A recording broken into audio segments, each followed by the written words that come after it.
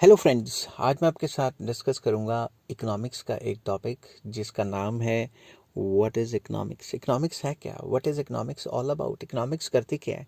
तो ये जो पूरी की पूरी प्लेलिस्ट होगी इसमें मैं एडवांस्ड माइक्रो इकोनॉमिक्स डिटेल में डिस्कस करूंगा। ठीक है, तो चलिए शुरू करते हैं। First video of this playlist, economics is concerned with the allocation allocative decisions of individuals, households and businesses and other economic agents operating in the society, and how the society itself as a whole allocates its resources। तो economics एक ऐसा subject है जो कि allocative decision से related है कि individuals या हाउस होल्ड्स या बिजनेस फर्म्स या इकोनॉमिक एजेंट्स या पूरी की पूरी सोसाइटी अपने रिसोर्सेज को कैसे एलोकेट करती है, किस तरीके से अपने रिसोर्सेज को इस्तेमाल करती है।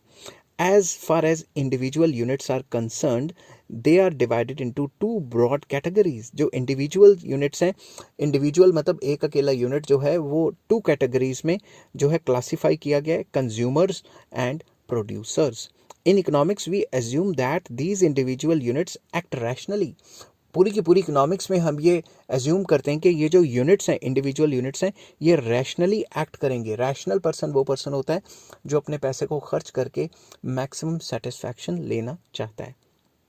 Rationality in case of consumer behavior implies that consumer should aim to maximize satisfaction। Rationality अगर consumer के हिसाब से देखी जाए तो consumer के अंदर जो rationality आती है उसका मतलब होता है कि consumer को maximum satisfaction होगी। Rationality in case of producing units means that the producer should aim to maximize profit। अगर रैशनैलिटी प्रोड्यूसर्स में देखी जाए तो प्रोड्यूसर रैशनल तब होंगे जब वो अपने प्रॉफिट्स को मैक्सिमाइज करेंगे। As far as society as a whole is concerned, the main concern is with the optimum allocation of resources.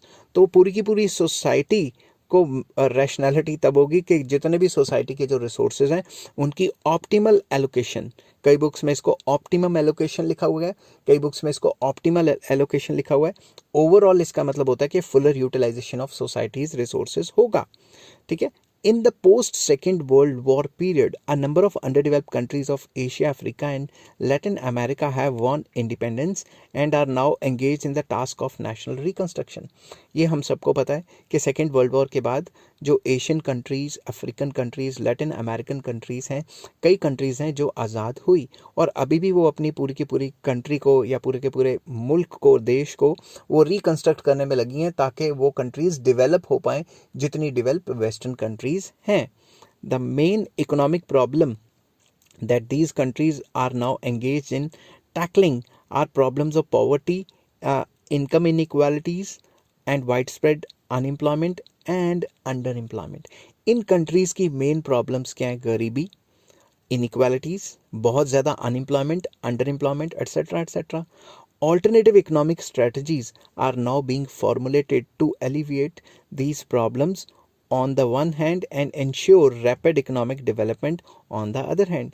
तो time to time economic strategies बनाई जा रही हैं ताकि इन कंट्रीज को इन प्रॉब्लम से निकाला जा सके। तो this shows that the scope of economics is very large. Economics का जो स्कोप है वो काफ़ी लार्ज है।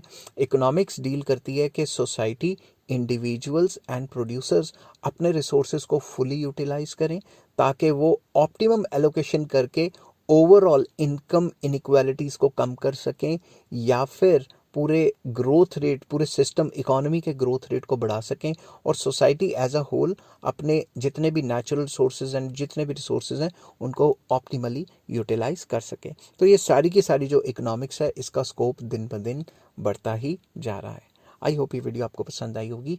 अगर पसंद आती है तो please like, share and subscribe. इस चैप्टर के सारे लिंक्स आपको डिस्क्रिप्शन में मिल जाएंगे। Take care, bye bye.